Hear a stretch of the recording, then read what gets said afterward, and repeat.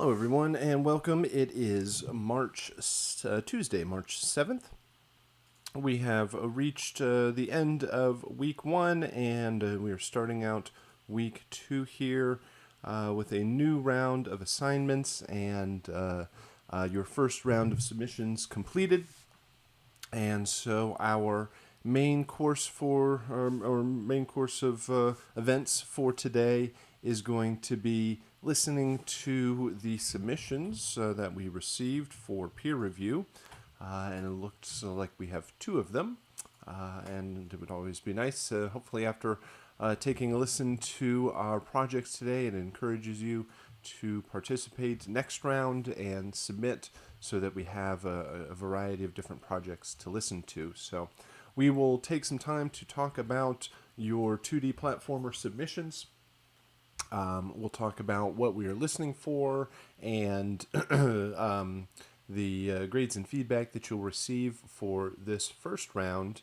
And then after we have discussed last week's submissions,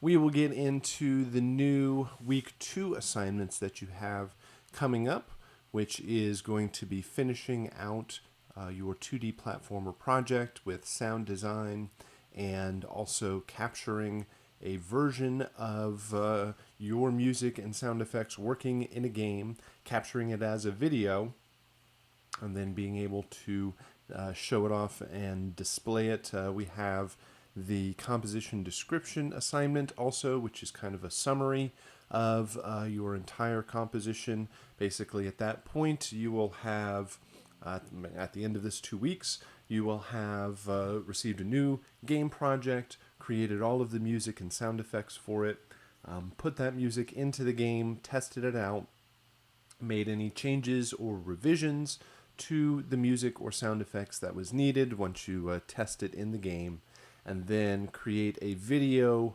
capture or video version of your music working along with the gameplay to be able to add to a portfolio or demo reel and kind of show off the work that you have completed. So we'll kind of wrap up our first 2D platformer assignment for the beginning half of the month, and then allow us to get into Angry Bots, which is in the second half of the month, a new type of game project. And we will go through a similar series of steps where you will create the music, create the sound effects, implement it into the game and test it out, make sure everything is working, play test, and revise the music and sound effects as needed, and then eventually create the final version of the game and a video capture of it. So those are how your projects will kind of progress through the month, and you have made the first, kind of completed the first milestone here by submitting your 2D platformer music, and we will complete it out with the sound effects, and we'll get into all of that. So let me jump back over here to Logic. If you have any questions as we are going along, please let me know. We have a Logic session here with 2 submissions from the 2D platformer assignment. And of course, now that you have worked your way through that assignment, you know that it is a total of 9 files that you are creating. And the way I have everything set up in this session, each submission has its own track. And over here, we have the 3 main loop files, main loop 1, 2, and 3. All of those. We have the intro files, 1, 2, and 3 here, and the 3 ending cues over here. And they're actually laid out this way. Here's the endings, here's the intros, here's the main loops. They're only laid out this way because that's the way they import alphabetically when they lay into the track. So we will start by listening to the main loops because it gives us the overall sense of how the music is going to sound. The main loops are going to be heard most consistently through the gameplay as a series of 3 8-bar loops that are shuffling and kind of interchanging as they progress along. So, starting over here, I will talk about all of the files first, kind of give an overview of what we are going to be listening for in each one of them, and then we'll go ahead and listen to each of the projects and kind of discuss what we're hearing. The main loop cues, first and foremost, they are looping files. They are 8 bars long, and when you reach the end of a particular 8-bar cue, it has the possibility of starting over again, jumping back to the top of the file, or jumping to the beginning of any of the other files. So if I play through main loop 3, it can jump back to the top of main loop 3, or it can jump to the top of main loop 2, or jump to the top of main loop 1. As 8-bar cues, they should be the same tempo and time signature so as not to jump around wildly and disturb the rhythm as they transition from one to the next. You want to create as smooth of a transition when you move from one main loop to the next as possible, meaning that there's no gaps in the playback, there is consistent instrumentation as you move from one to the next, and consistent mix and a consistent composition, both harmony and melody. Then the main loops need to feel like they are all being played by one band, playing one song that is creating or playing 3 different variations of a similar idea. And so while the instrumentation stays the same from one to the next, the composition is more likely to change, meaning that certainly your melodic idea in those 8 bars is going to be the strongest change or create its own melodic voice from one to the next, but also typically smaller changes to the drums, the bass, and the harmony or the chord progression that's playing to create a bit of variation from one to the next. You don't want to have the exact same drum pattern, exact same bass line, or exact same chord progression from one cue to the next, so that it doesn't create too much repetition. By the nature or the fact that they are 8-bar cues, they are going to be repetitive enough as they are constantly played in the background. So you don't want to make them even more repetitive or annoying by doing or creating a melodic line or progression that is a 4-bar loop that repeats twice without very much repetition in the second half. That's probably one of the biggest issues that I hear overall, is that whatever idea is stated in the first 4 bars really doesn't change that much in the second 4 bars. Most strongly would be the melody. You have a full 8 bars to develop your melodic line in each one of them. Take the opportunity to do that. Or things like using an arpeggiator quite heavily or quite consistently, where its repeating phrase goes around and around, or the drums are just a 1-bar or a 2-bar rhythm that repeats over and over and over again. So use the full 8 bars and the 3 different variations because that's as much change as you're going to be able to get. You don't want to create any more repetition beyond that. All right, so consistent instrumentation, variation in the composition, consistent levels. You want to make sure that it's as seamless a transition as possible. The 3 intro cues. These are 2-bar long files, 2-bar cues, and they are also going to be at the same tempo, in the same sort of rhythmic feel as the main loops, so they transition smoothly.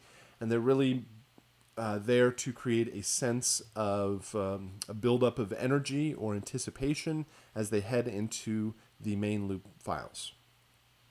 Sometimes what I hear is an intro sounds like a 2-bar loop.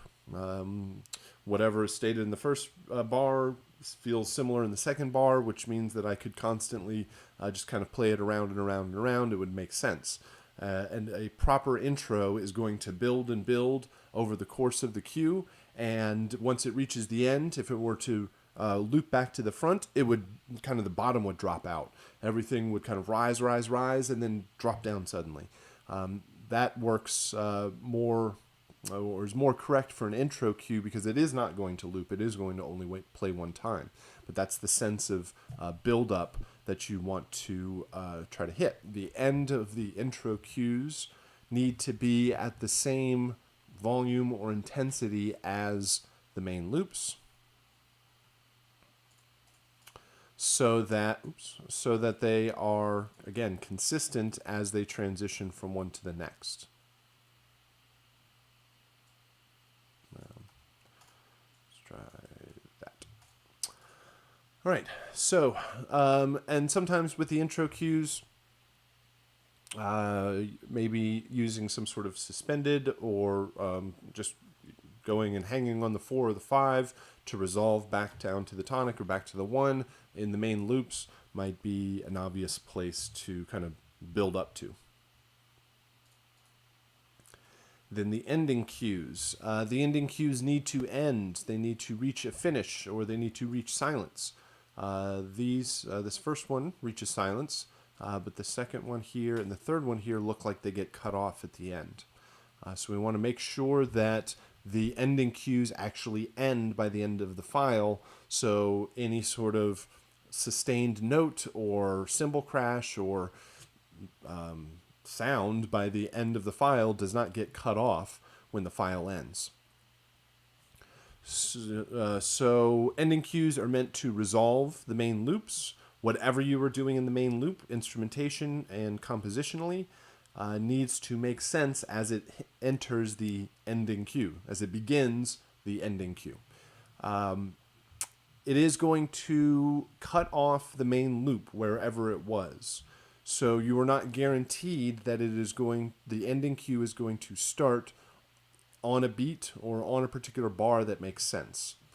So it needs to be a strong transition. It needs to be at the same level at the beginning of the file that the main loops are, and then it needs to quickly resolve within 2 bars, resolve the music, resolve the same instrumentation that was playing in the main loop cues. So if you were correctly using drums, bass, harmony, melody for the main loop cues, you also need to have drums, bass, harmony, and melody in the endings. The drums typically do a roll or a fill to a final crash.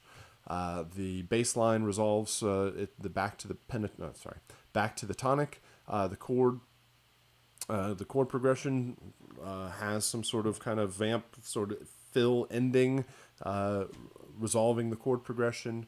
The melody resolves back to the tonic. Everything hits the last chord or note and ends with enough time for everything to decay out to silence. Sometimes using the full 2 bars may not make sense because it doesn't give you enough time to actually end everything. So using the first bar to resolve and then ending on beat 1 of bar 2 can be a solid place. I don't actually really may not see that here because most of these are all going to go all the way through the 2 bars. So the other thing with your ending cues is you do have the opportunity of making them a little bit longer than the 2 bars. The music needs to end in the 2 bars, but the actual audio file can be a little bit longer than that, so to leave room for fade outs, instrument decay, crashes to end, everything to actually reach silence. All right, so those are our 9 files. Just quickly look at these. The main loops, both for this and here, look like they're set up correctly. They go all the way to the end. They look like they are all the same length, and that there's no gaps, or at least visually they are set up to loop. They look like they're the correct volume and an equal volume across each one. There's none of the 3 looks any stronger or less intense than the others. Generally, the shape of the intro cues builds up. This one kind of builds a little bit, but a lot of these seem pretty consistent, so it all depends on what it actually sounds like. And then the ending cues, as we mentioned, need to end. So this one does actually end in silence. This one gets cut off. This one gets cut off. All three of these look like they get cut off. This looks like it, actually, the third one looks like it gets pretty, looks like it gets pretty close. And it actually might end. But we'll have to listen to it and check it out. So we're going to start here on this first one, and we're going to listen to the main loops.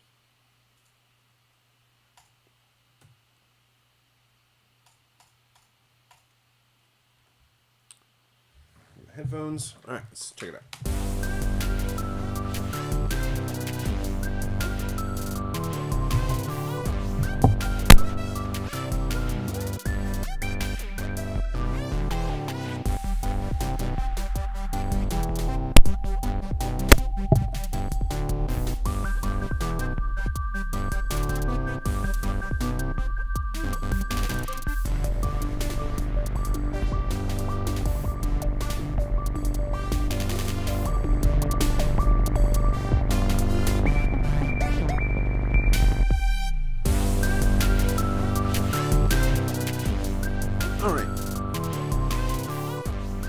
So, a great energy through these cues, a great lead line. There's a solid change from one to the next. Works very well. Each one of them is the same length. It sounds like they could jump easily from one to the next. I would say that maybe the first one has the strongest lead line.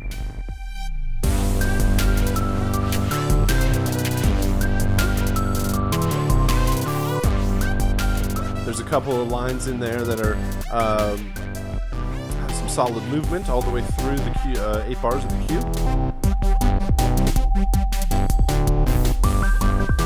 There's a pretty solid groove in main loop 2, but the third one doesn't have as strong of a melodic lead line.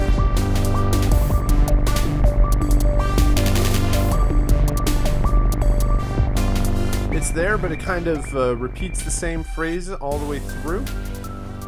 It doesn't have as much movement and variation as the first two. So I would say overall, great choice of instrumentation. It works. There's enough variation from one to the next, just probably within main loop 3 have a little bit more movement in the kind of melodic line, and I think the harmonies work. Well, no, just make sure what you're doing in the second half has a bit more variation from the first half.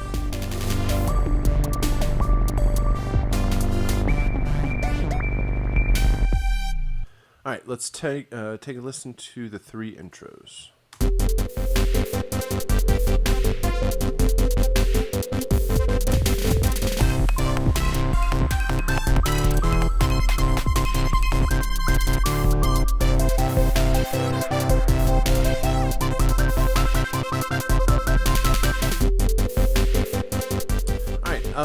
These sound pretty close to 2-bar loops, where they need a bit more of a build-up in the second half, mainly from the drums. The synth lines do build up a little bit, kind of go to a double time kind of feel in the second bar of each one of the intros.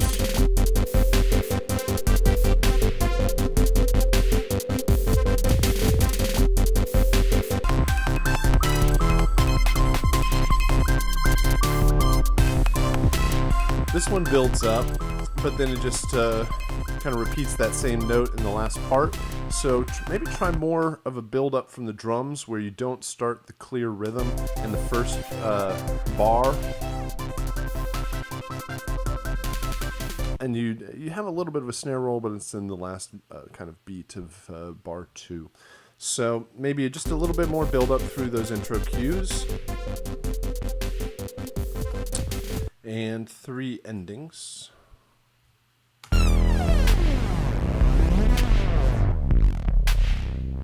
Cool.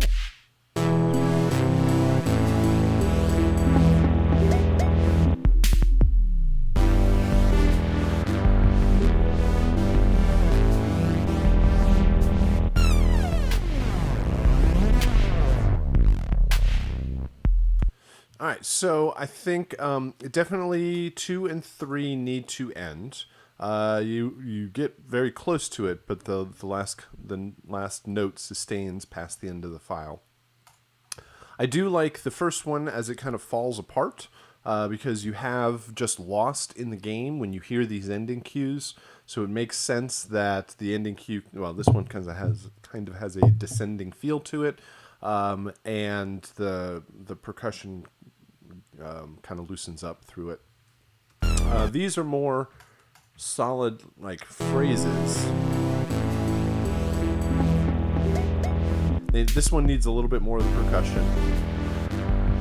Actually, both of those probably need more of the percussion because you have a stronger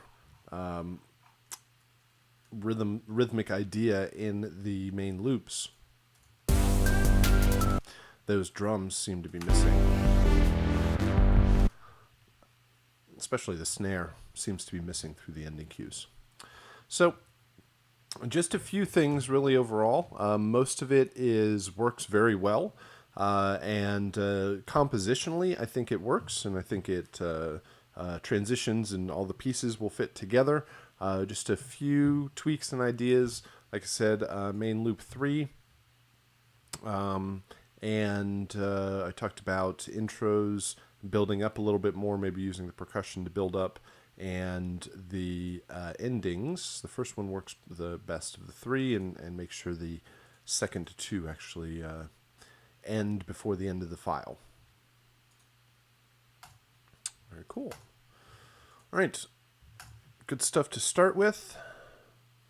Let's go over here to our second one.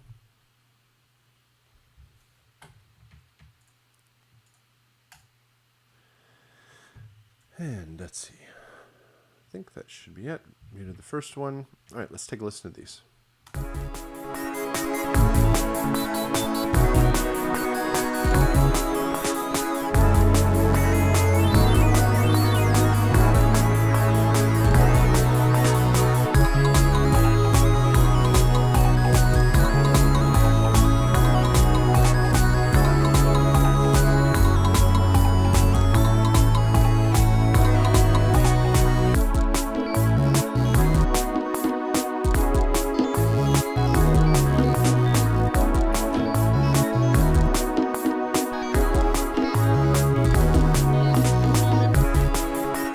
First thing is, I think I hear the metronome in there.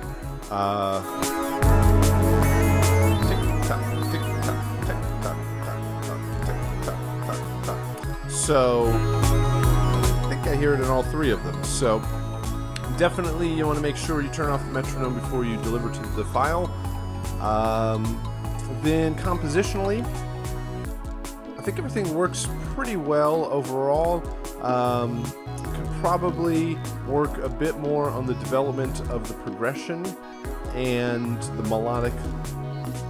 Well, the lead lines are developing pretty well through the cues.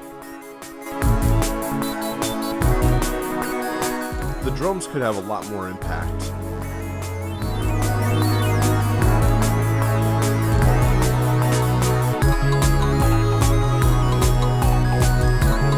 one works a little bit better. I think it's mostly the progressions that could change.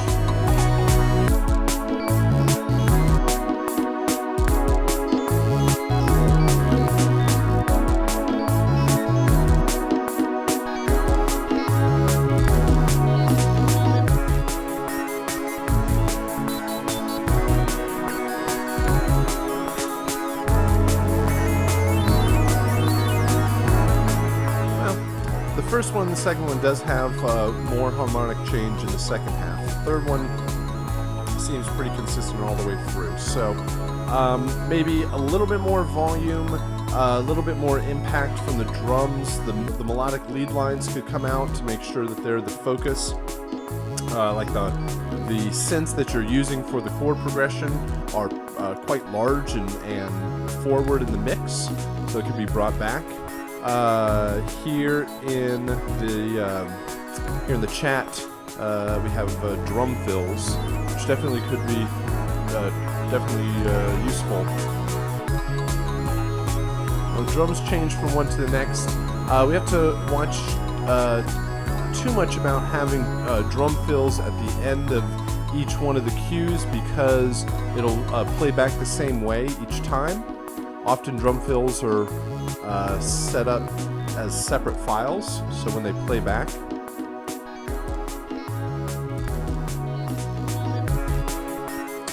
so yeah, should we question here in the chat, should we use drum fills or not for the loops? I use variations in mine. Drum fills, yeah, typically are broken out into separate files that are played every 4 bars, or changed with some sort of variation, so that at the end of 8 bars you don't get the same drum fill and crash.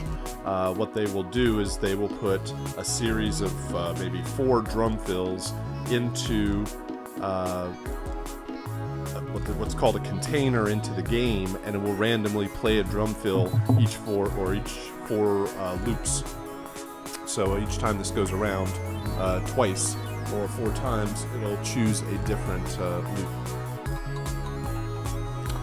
Alright, so good energy overall. I think there is, harmonically there's some more variation that could happen, and melodically you just need to bring out those leads. Alright, let's see how that works in from the intros.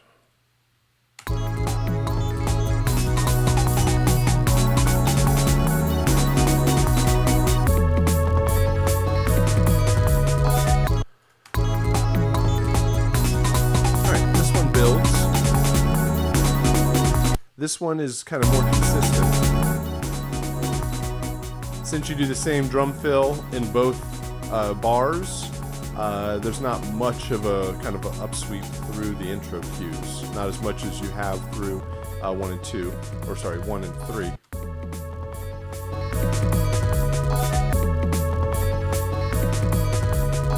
Again, if you could bring out the melodic lead line and use that to build like you are using the drums, would definitely be a way to improve the energy that kind of rises through the intro cues. Also, I still think I hear the metronome in each one of these.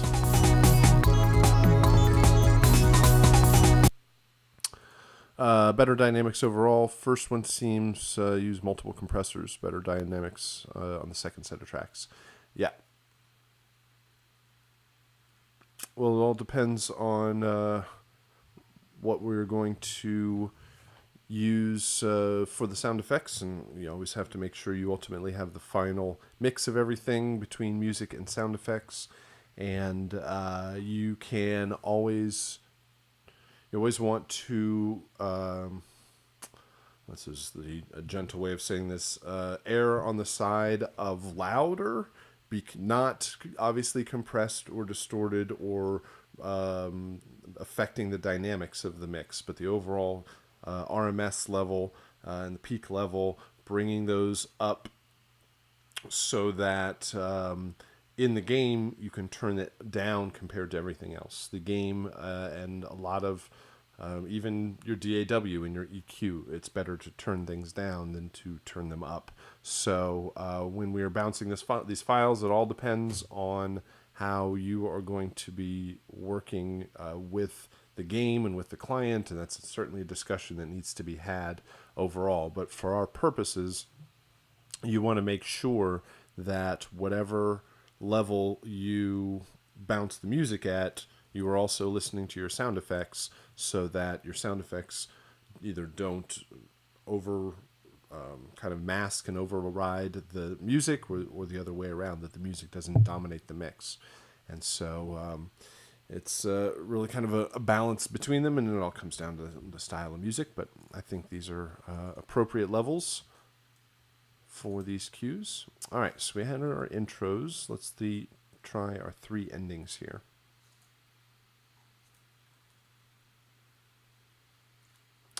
Here in the chat, is there a target RMS for these demos? Let's see what we have here. Let me just bring up a meter so I can talk about that. I'll just put on the stereo output.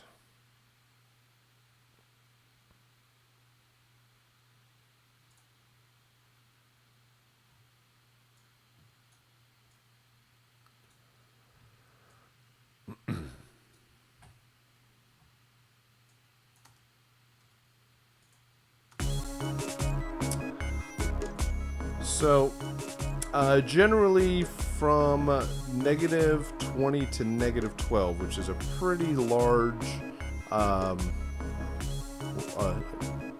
set of kind of window for your mix. But with your peaks, certainly they can go up towards 0 and just not go over 0 and kind of hover around -1 or something like that. But your RMS level, somewhere maybe -20 to -16 or -14 or maybe -12, depends on the style of music overall. But you're most importantly, you are paying attention to RMS and peak, so that a lot of times your peak levels look like they're just fine, but it's a whole bunch of drums and the rest of your instrumentation is way too low. So that should be you probably should find the loudest part of your mix, the loudest part of your composition, and just see what the overall levels are.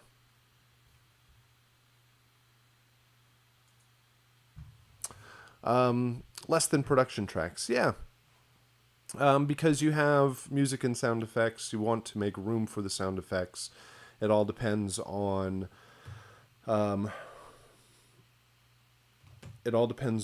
the overall approach to mixing. In our case, you're just putting it in there, and so you don't have control over the final. Your control isn't in the game itself. Your control is in the DAW. That's a better way of saying it. You do have ultimately control over the final mix, but it's comes from the bounce out of the DAW, not some other fader somewhere else. So you want to make sure that if you don't crank everything up, you still have room for your sound effects when everything is played together, because especially when we get into Angry Bots in the second week, it's like explosions and robots and big robot footsteps and typically more louder and intense music and all sorts of much more intense sound effects that you have to have room for. And we'll see later on, ultimately, a PlayStation or an Xbox or Nintendo has a final limiter on the output of the gaming console that will ultimately block whatever you throw through it, which is what you do not want to do. You do not want to hit or have to hit that final limiter. And it's there to make sure that nobody blows up a consumer's home theater system or something like that. But it's there, and you never want to actually have your mix touch that limiter. So each one of the console manufacturers, Sony, Microsoft, and Nintendo, have specifications for their mix, and it's typically over like 30 minutes of gameplay. And so they'll actually load up the game, play it for 30 minutes, and have it connected to an audio meter that tracks LUFS over time, which is loudness units. That is they're very closely related to RMS. And that's what is used to determine how loud the game is. And really a quick reference: when you load up a game console, they typically have an intro sound, like a logo that flashes on screen, and that makes often a pretty typically loud noise. And that is often the reference, meaning that when people turn on their TV and turn on their Nintendo or their Xbox or something like that, it's going to make a sound, and they're immediately going to grab their remote control or their volume controller and turn the TV down to the right volume. And then you don't want them, when they play your game to then have to grab the remote control and turn the game either down or up. And so there is consistent levels and specifications that all of the games follow, which is still pretty brand new in the industry, because it's not like we have, not in the same capacity, something like Dolby, who has built movie theaters forever and created specifications. The same sort of thing doesn't exist or hasn't existed until more recently for all of the big gaming consoles. All right, so let's do these 3 endings.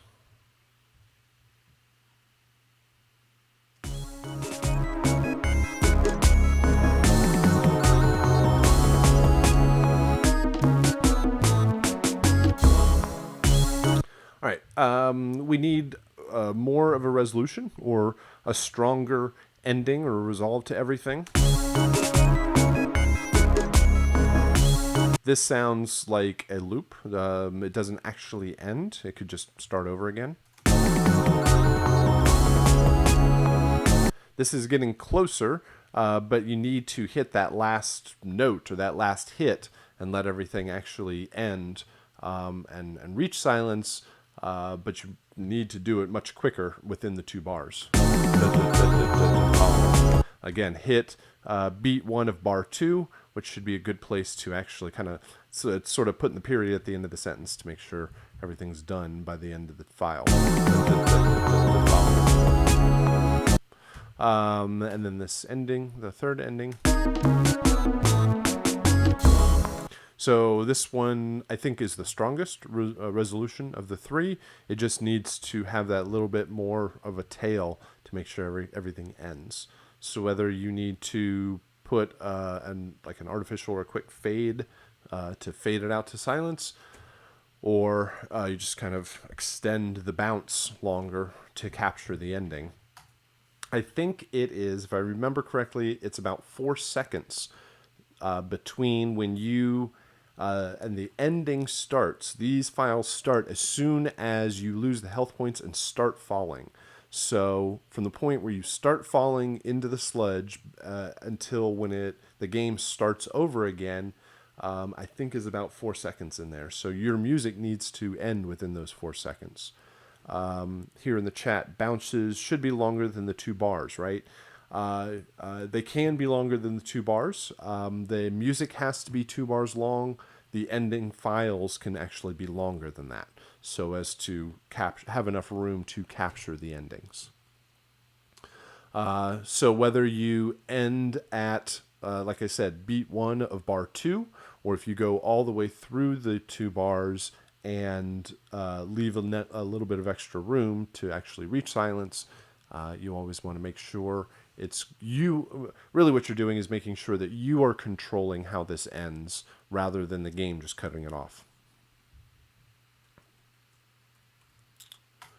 All right. So 2 very good examples to listen to. Everything, the basics are all set up, ready to go, right? You have each one of these, 3 main loops. They were set up to loop. Compositionally, they made sense when they jumped from one to the next.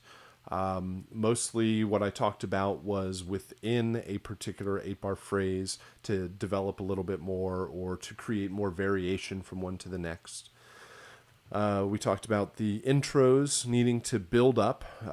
We heard some of them sounded more like 2-bar loops. You want to be able, if you turned on the loop around your 2 bars, you want to make sure it feels like it builds, like it doesn't. You want it to not work as a loop. You want it to build and drop if you had it set up as a loop, so that when it only plays once, it builds and builds, and then when it drops into one of the main loop phrases. And then the ending cues, mostly what we said was they need to end. They need to resolve within the 2 bars and make sure they have enough room to reach silence. So mostly what we said was not really much about the composition. It was more about the formatting of the files to make sure that they transition and they are as kind of seamless and invisible as possible when you play it all as one piece of music. And then you also have the sound effects on top of that to kind of hide some of the transitions and hide some of the switches and changes. And then you also have the fact that the player is not just watching, they're interacting with everything. So there's another layer of their attention that is drawn away just to playing the game. And so a lot of that we hide some of the inconsistencies in our music so that what I guess what I'm getting at is in this form, when we're listening to it in Logic, this is as bare as it gets. And so it's kind of under the microscope and we're listening to every little piece and part of it. Then when you put it together, by the end of the month, I'm always surprised and impressed how stuff that when I just listen to their music and I just listen to their sound effects, it may not have been all that impressive. But when you put it all together and you have the interactivity of the game, it actually becomes a lot more fun and it works a lot more because you see it's not just in pieces in your DAW, it's actually in its final form in the game. It's kind of like staring at a box of Legos by itself. Sitting there, it's not as impressive, but when you put it all together in its final form, that's when you get the idea of what it's actually supposed to look like. Okay. Again, hopefully going through this process and checking this out in the archive is always will inspire a few more people to participate. The more folks that submit, the more things we have to talk about, the more variations that we see.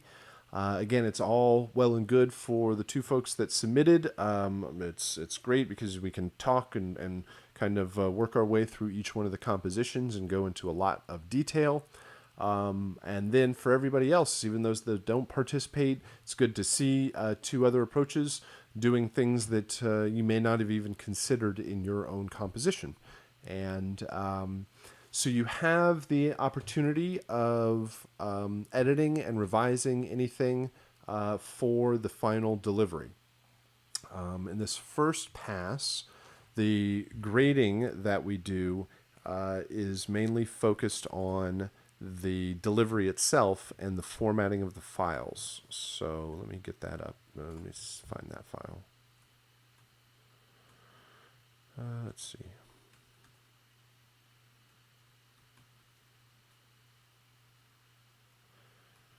Where is that? 2D platformer game composition. Hold on. I think it's somewhere else.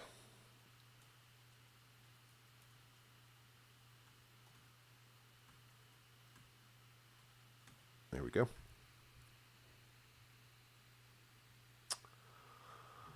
Hello. Loading numbers right now. There it goes. Make this fit on the screen.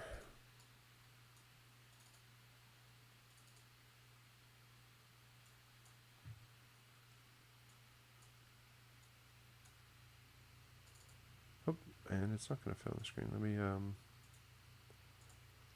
there we go. Okay, so this is the grade sheet that you'll get for the first submission, which is mainly just the objective aspects of the delivery. Was everything delivered? First and foremost, number one, did you deliver the files? Do they physically exist? Then the second half of that is, does it actually contain the right content? Every once in a while, I'll get an intro that contains other stuff, other audio in it. So you make sure it's there and contains the correct audio.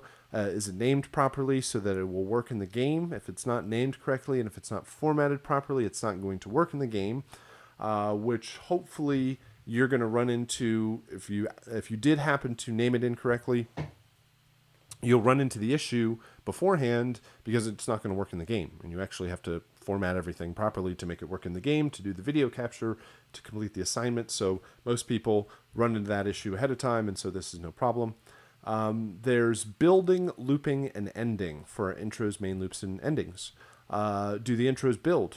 We talked about that in our peer review, how the music is supposed to build up into the main loops. The main loops are supposed to loop. Do they make sense when they loop around? And then do the endings resolve?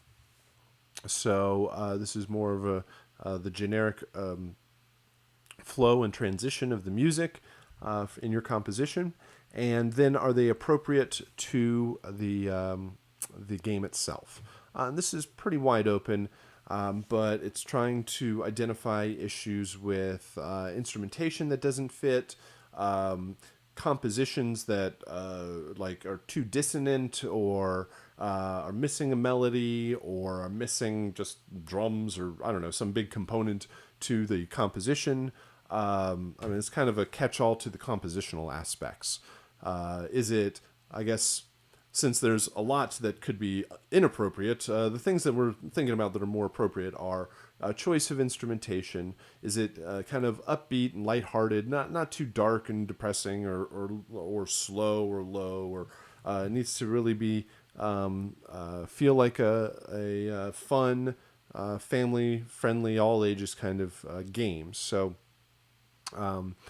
it's really kind of making sure that the music fits the overall theme and aesthetic of the game.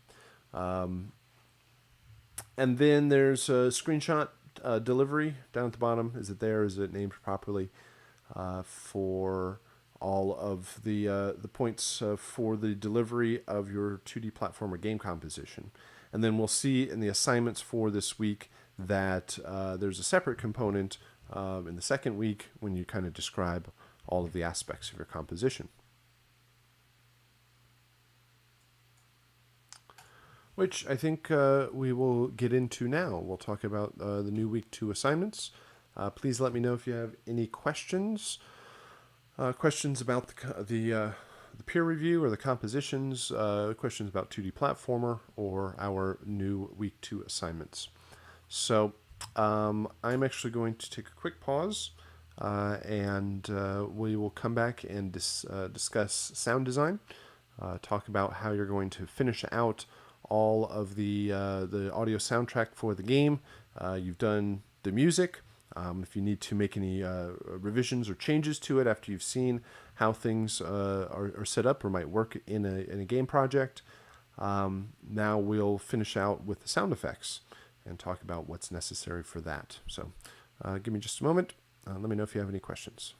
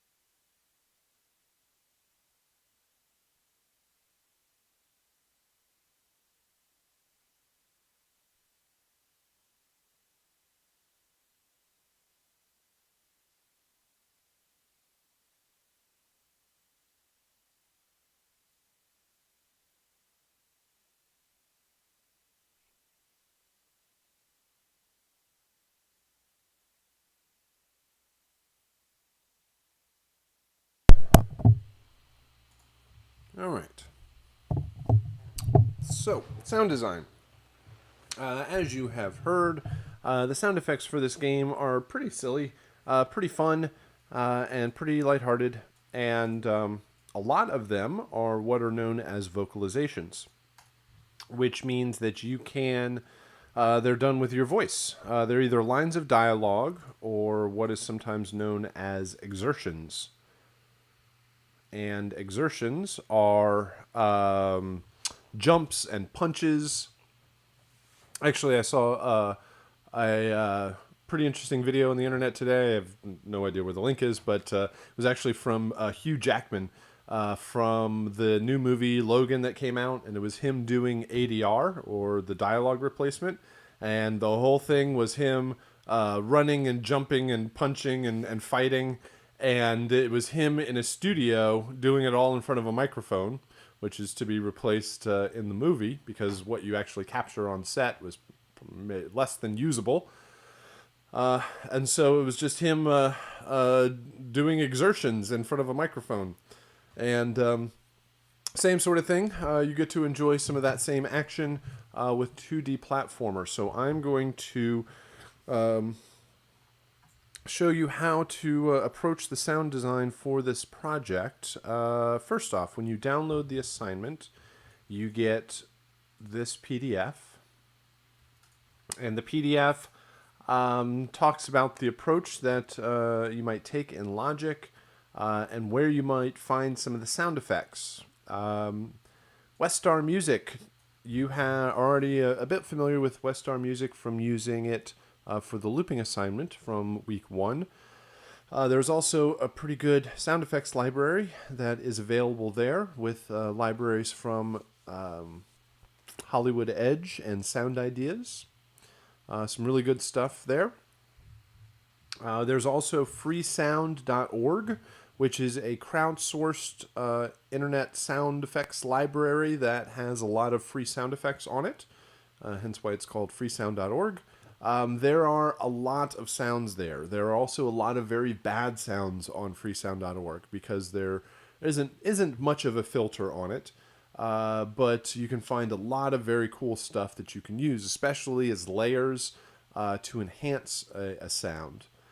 So you do kind of have to sift through the lower quality sounds overall, and a lot of times they are based off of some form of Creative Commons. So you want to double check how the usage rights work.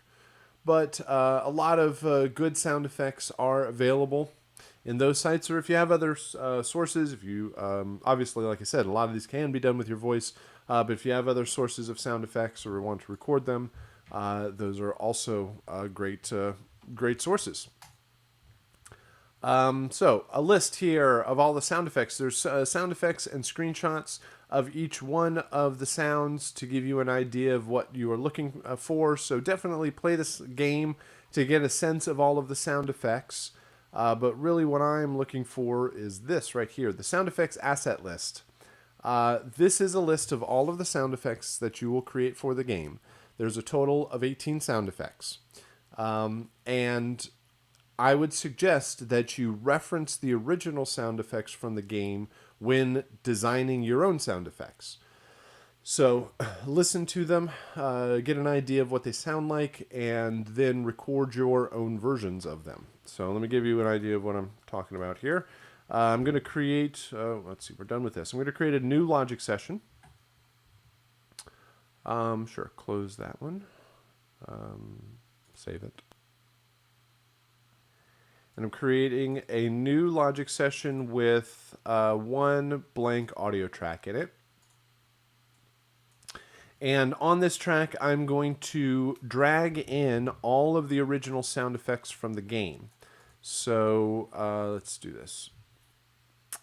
Move this out of the way for now. And this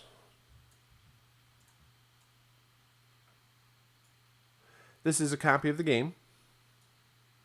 And you can get the original sound effects from here. You click on the icon. Now, you've hopefully taken the opportunity to drop your music into the game to test it out. And if you've done that already, you may have already seen or checked out the sound effects. If you right-click on this icon, this application, you can choose Show Package Contents. And when you do that, you get a folder called Contents. Double-click on Contents. Inside of Contents, you can go to Resources. Inside of Resources, you can go to Data. Nope. I think I was going the right way. Go to Resources, go to Data, go to Streaming Assets, and that actually, no, is not correct because that is not the application I want. Hold on. Let me actually get the one I'm looking for. That was the incorrect version of the game. Let's do this. Week 1. No wonder it was confusing me. How about this one? Let's try this again. So you're going to right-click on this, do Show Package Contents, go to Contents, go to Resources, go to Data, there we go, go to Streaming Assets, there I am, and you'll find Music and Sound Effects. And in there now, I could have just looked right here. It does tell you right here where to go. Contents, Data, Streaming Assets, and then Sound Effects. And inside of there, you can grab all of the original sound effects and then drag them onto a track inside of Logic or inside of your DAW. I want to place all the files on one track. They're going to be in all sorts of different formats, so you can just hit Convert File, and it will convert all of them into 44.1, or whatever your session is, which is probably 44.1. Then, beyond that, don't pay attention to the fact that some of them are mono, some of them are stereo.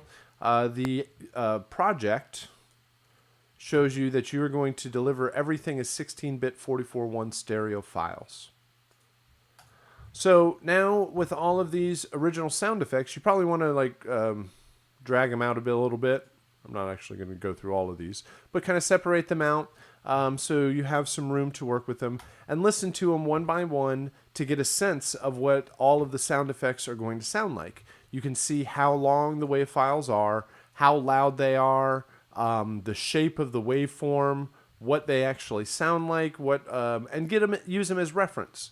When you do your final bounce, you're not actually going to bounce these files into your versions. Ultimately, you're going to mute this out and just not actually use them, but they're there as a reference. They're there as a guide.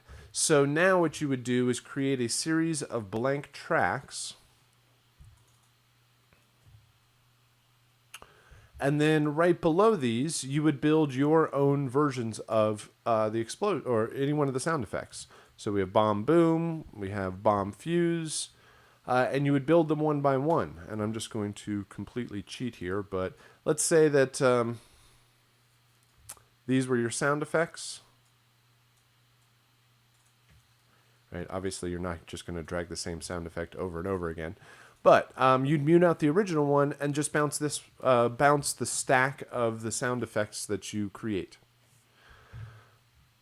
So you can use them as a guide, see how long they are, and just build your own files directly below that, and kind of A/B them back and forth and see that you get a sense of what they're supposed to sound like.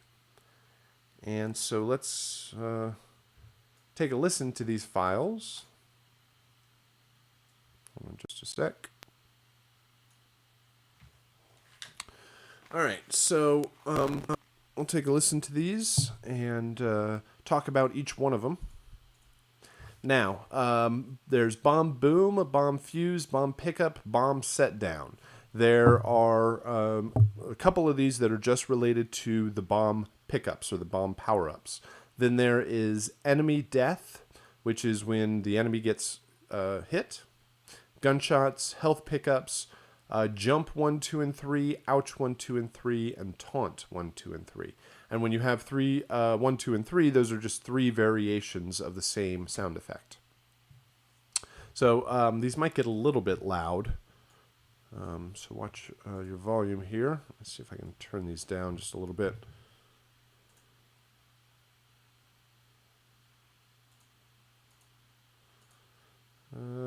Let's try this. All right, here's bomb boom. Maybe. All right, so that's a very big explosion. This is when the bombs go off. It's a very long file. It's actually the biggest file of them all. I don't know that your sound effect needs to be 7 seconds long, but you can use that as a guide for your own. Here is bomb fuse. Man, why these are... There they go. All right, and that is that's kind of like a fuse sound or a power-up sound right before the bomb goes off. So when you grab the bomb, you drop the bomb, it does not immediately go off. It takes about a second for it to go off, and so we hear that bomb fuse sound. Which, if you have ever played the game Splinter Cell, you might recognize that sound. That's when the visor flips down. You hear that same sound effect. It's a pretty common sound, actually used in a few games. Bomb pickup.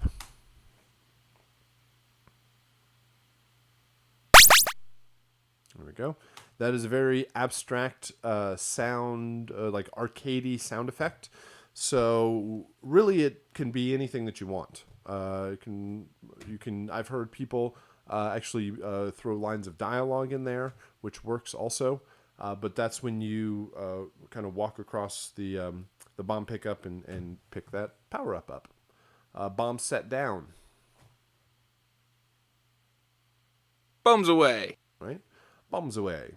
So this is when they drop the bomb. Then you have the second of time, which the fuse plays, and then the bomb boom explodes. So set down. This is a line of dialogue. You don't have to say exactly what they say. You can use a British accent. You don't have to use a British accent. You can write your own line of dialogue in there. The only thing is, please keep all of the dialogue clean and family friendly. For the purposes of the assignment and for the fact that the game would probably need to be sold to as wide of audience as possible, and so cursing would not be accepted. But you can certainly write your own lines and have fun with anything where you use your own voice. Here's 3 enemy deaths.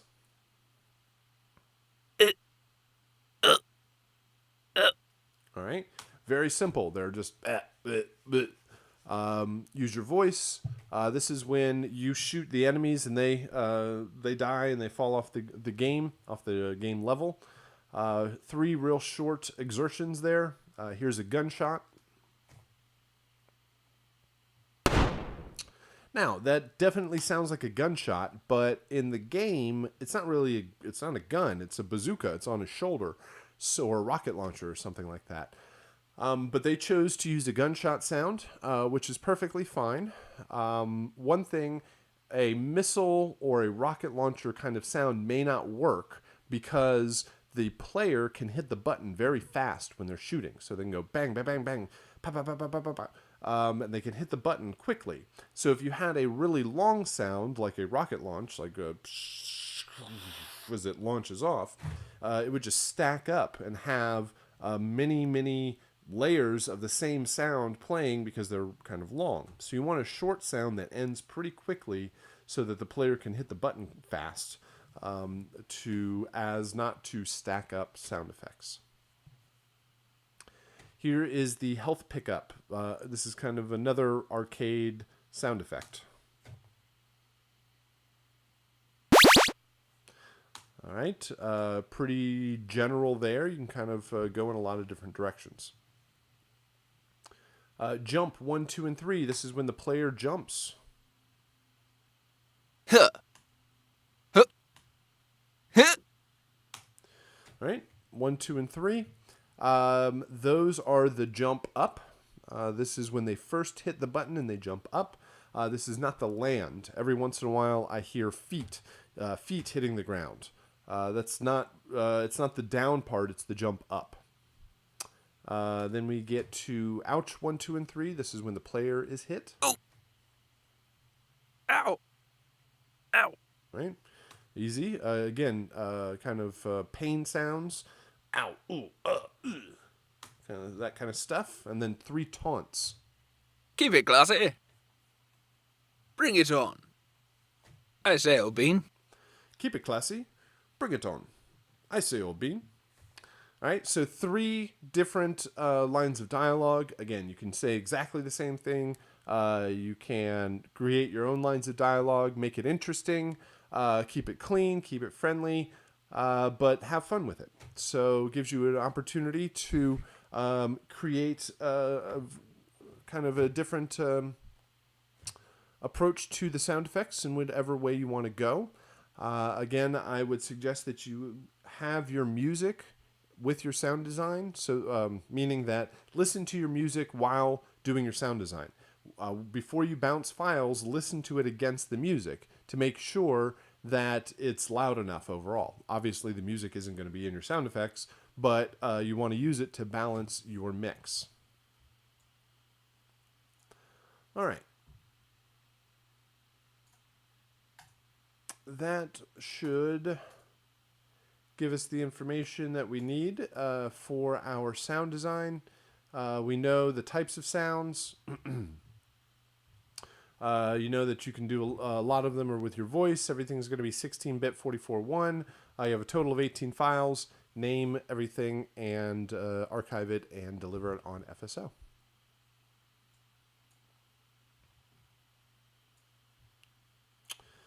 And what else? Sorry, I lost all of my pages here. Got too many windows open. How about this? This is what I want right there. So, excuse me. Creating sound effects, sound design.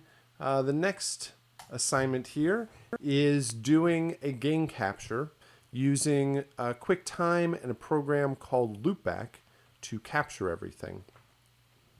So, I believe if they're still doing the same assignments in previous classes as they have been, at some point you have used QuickTime to create a video capture of something on the screen. Let me know if that's true, that in some previous class somewhere that you have used QuickTime to capture something on your screen. And that is, I believe, pretty common overall, and that's the process that we are going to use to actually create a video capture of your music working in the game. Now, the only problem with using QuickTime is that QuickTime expects that the audio is coming from outside of your computer, either through your internal microphone, or if you have one of the older Macs with the line input jack, it expects that the audio is coming from somewhere outside of the computer, and it doesn't want to provide you the possibility of copying or recording anything on the inside of your computer. But it's our music and it's our sound effects that we've created, and we want to be able to capture that along with our video. So we're going to use a program called Loopback in order to capture the audio and right along with QuickTime in order to capture the video.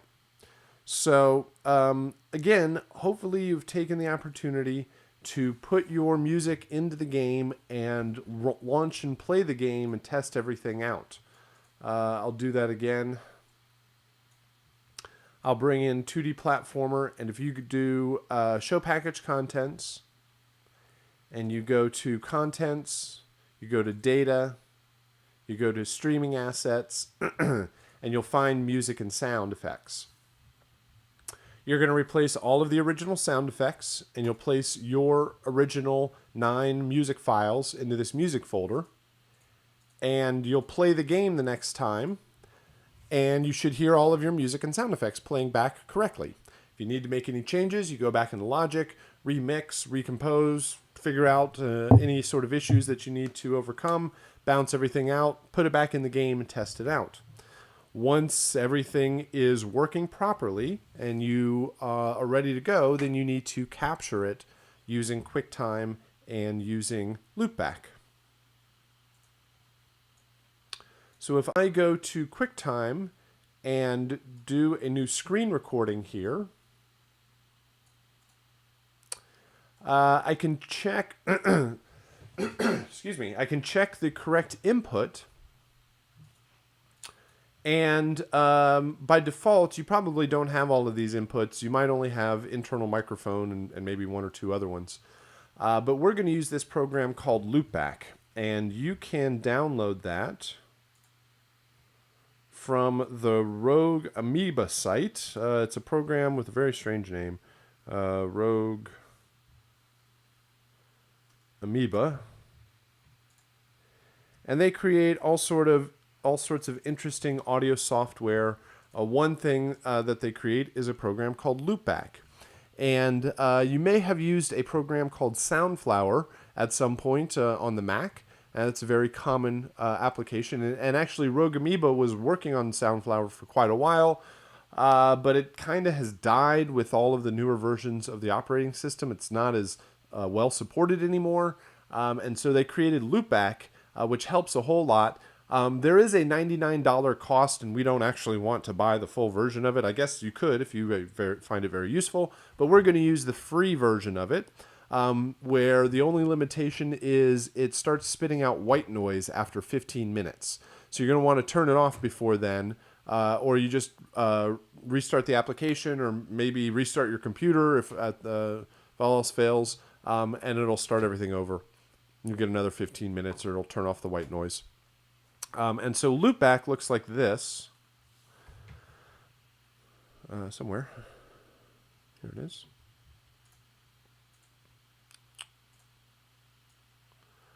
Here's Loopback. And what Loopback is a virtual audio cable. It is a virtual cable that plugs from the output of one audio application to the input of another audio application. If I wanted to go out of my guitar into my computer or my amp, or out of my keyboard into my audio interface, I would need a cable. Same thing, if I need to go out of my game into QuickTime, I'm going to need a virtual audio cable. It just basically takes all the ones and zeros and allows it to go into QuickTime. So I need to create a new virtual device. I hit plus, and it says Loopback Audio.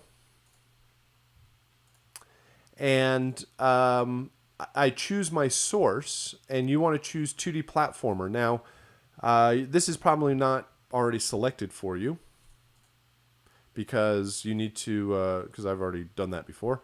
But you would just go select the application. Here I have 2D Platformer on my desktop. And you want to uncheck mute audio sources because we don't want to mute it anymore. And you're going to send it out to the main output, whatever output you use.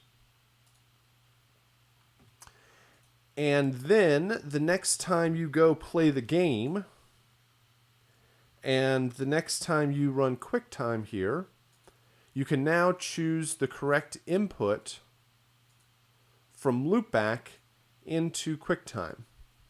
And when you do that, you're going to see meters. Now I'm just going to use this. This should show me, where is it?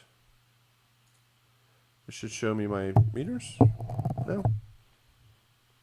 You're not going to cooperate? Oh, you know what? I'm going to close QuickTime. I think it freaked out. I've had that happen before.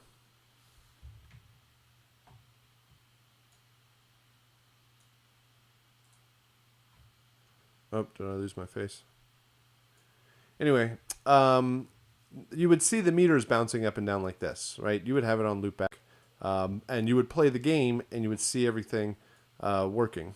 Hold on a sec. Let me get my screen set up here. Get everything working again. Something like that. That should work. So once you set the input into QuickTime, then you hit record.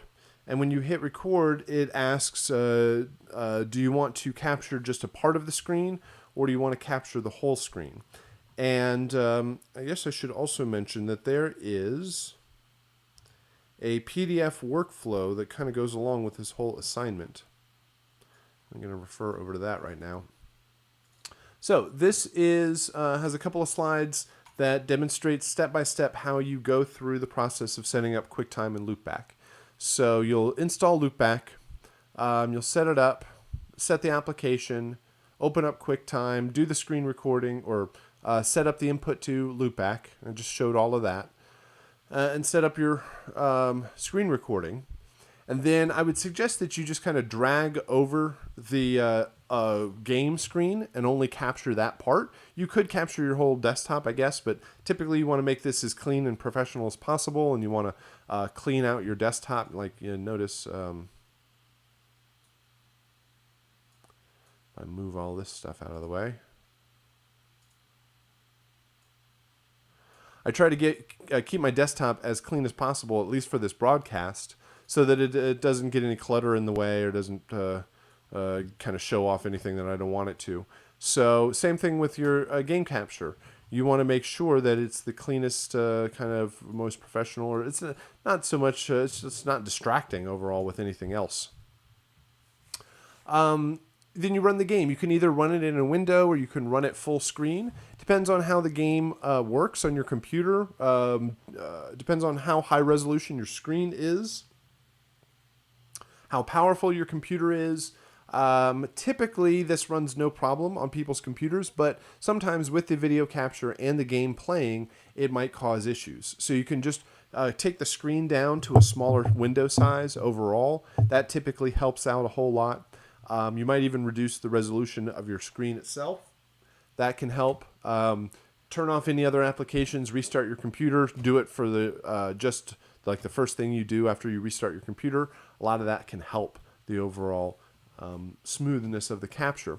I am not, if the video kind of stutters or kind of jitters around a little bit, that's fine.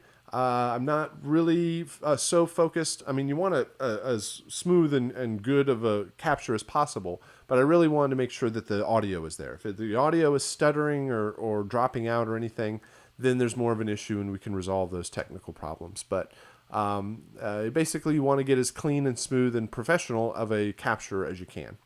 Then you hit record, and once you have the recording going, then it is really just about demonstrating your music and the sound effects. I am certainly not grading you on your ability to play the game. Your ability to jump and run and shoot in the game and get a high score or play with any sort of skill is not important in this game capture. What you really want to do is show off the music as best as you can. Try to play for long enough so that you hear a couple of different variations. Either jump down in the bottom or die enough or lose the health enough so that you hear a couple of endings. Play through a couple of times so that you hear a couple of the variations. I am not going to also grade you on making sure that all 9 of the files play. I understand that it is random and that you may not be able to get that third ending to play for whatever reason. And so the video's typically around a minute, maybe 90 seconds, 60 seconds to 90 seconds is probably a good amount of time for these videos. They don't need to really be too long overall, but just enough time to demonstrate your music and your sound effects. So you want to play through and show it off, and demonstrate it as best as you can. It's really up to you. The capture is there. I'm really more interested in the whole process, that you got the software to work, that you got the capture to work, everything's working just fine. What you actually capture is up to you as to what you want to demonstrate in your own game. Then you stop the screen recording and you save it. You name it according to the document, name it according to the assignment, and then please watch the video. Of anything, the only reason that people typically get less than 100 on this is because they don't actually watch the video, right? As long as the video is there and it's showing off your music and your sound effects and it's all digitally captured, that's the main thing. It's just not captured correctly. There's something wrong with the video or there's something wrong with the audio, and I would guess that if you just might have watched the video, then you would have realized that there's an issue overall with it. So with the audio, the main thing that goes wrong is that an individual may not use loopback. Where they're just using the internal microphone on their computer, or they're just using whatever is the default of whatever the default is for QuickTime, which is typically the built-in microphone, which means that you don't actually hear the game. You hear them breathing in the background, and you hear them clicking on the keyboard, and you hear their family washing dishes in the background, or the dog barking, or the TV playing, or whatever it is. And it's just not the game. You can see the game. It looks just fine, but the audio is completely different. So just check to see the recording. If it didn't work, try it again, meaning get loopback set up, get QuickTime set up, and just test it out a few times. Don't record the video once and think you have it. record for like 10 seconds and then go watch the video, make sure everything's working. Because once the technology is set up, once you've got the QuickTime and loopback and the game, everything's working just fine, then it's really no more difficult than playing the game and playing it and showing it off how you want.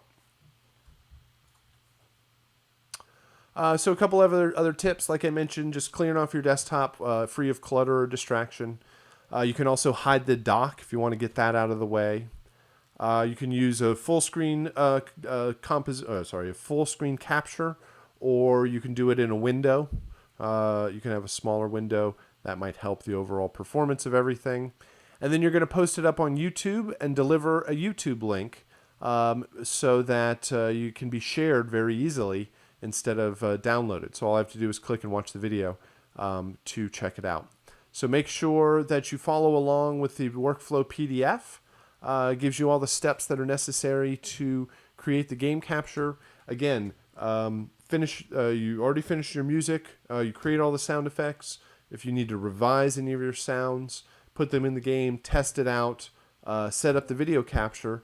And this is a very common progression that a composer would be working on in getting and testing their music, meaning that, hey, here's some music. I could send you just a MP3 bounce of everything, or I could actually put it in the game and test it out and show you and create a video capture to show the client how things are looking. So a game capture is a very common tool when working, especially remotely. I mean, I guess sometimes if you're just working in the same office, they can just come look over your shoulder and listen to everything. But more than likely, especially in the beginning, you're working remotely. And the third assignment and kind of the summation of weeks 1 and 2 is the composition description, which is providing information on your composition, your 2D platformer composition. So here is what it looks like on your end. It's set up as a test, but you have all the answers to the test because it's your composition. It's really just a series of questions, open-ended questions that I ask about your composition. Give me information. It's kind of like also known as a post-mortem, an analysis of your composition, so that you are telling me your intentions of the music instead of me trying to interpret it just from a series of WAV files. So first and foremost, the video capture that you do is going to be delivered here in this assignment. So every once in a while people have thrown off the fact that the video capture is an unweighted assignment, but the actual delivery happens here. So you do have to do the assignment. It's just delivered elsewhere. So you provide the YouTube link for your game capture. You provide a screenshot of your DAW session. You give me information about your melody and harmony. What key is your composition in? What scales did you use for your melody? What is your chord progression? So what is the basic harmonic and melodic structure of your music? Then the rhythm. What is your tempo? What is your time signature? This gives us an opportunity to talk about the rhythm, harmony, and melody, and the overall approach to that. Your instrumentation, list out all of the instruments for your intros, your main loops, and your endings. And not only tell me I used a piano and I used a drum kit and I used a guitar. Tell me that what synths or sample libraries they actually came from, so that I just get a sense of what you were using. Then give me information about your intro cues. Provide screenshots of your intro cues.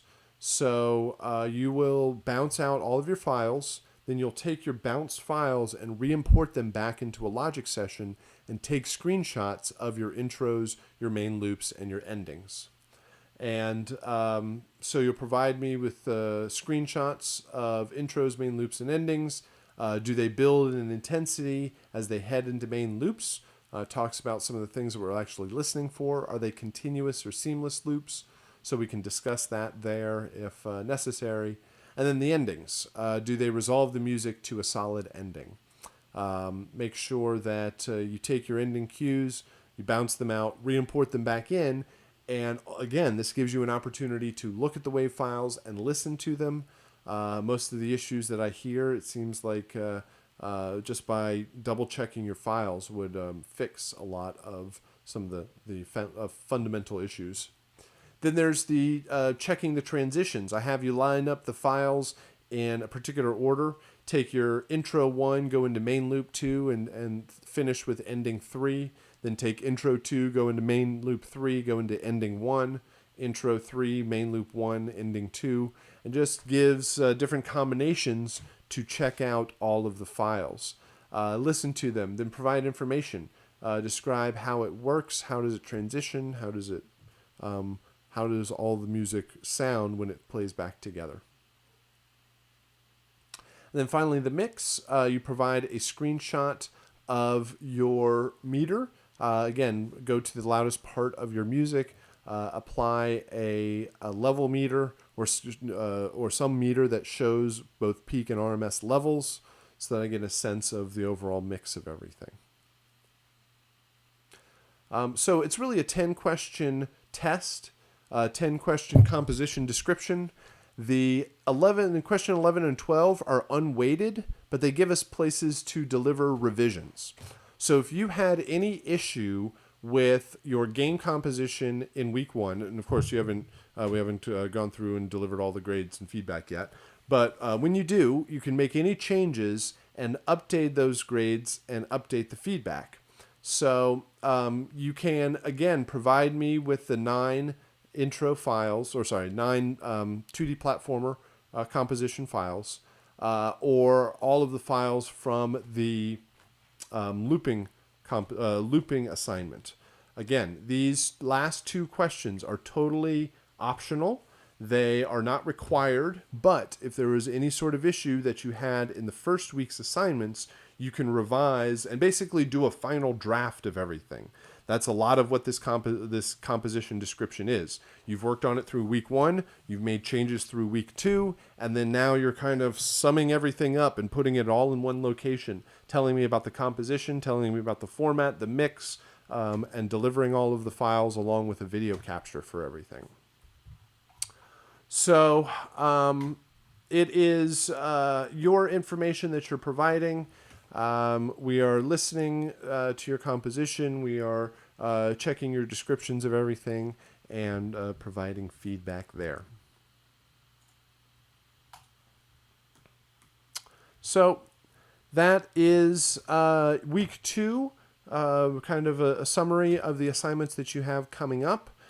We started out with a discussion of 2D platformer from week 1, and this is the flow that we will take for the rest of our Tuesday classes, where we will talk about the previous week's assignments, and then we'll talk about the new assignments coming up for that week.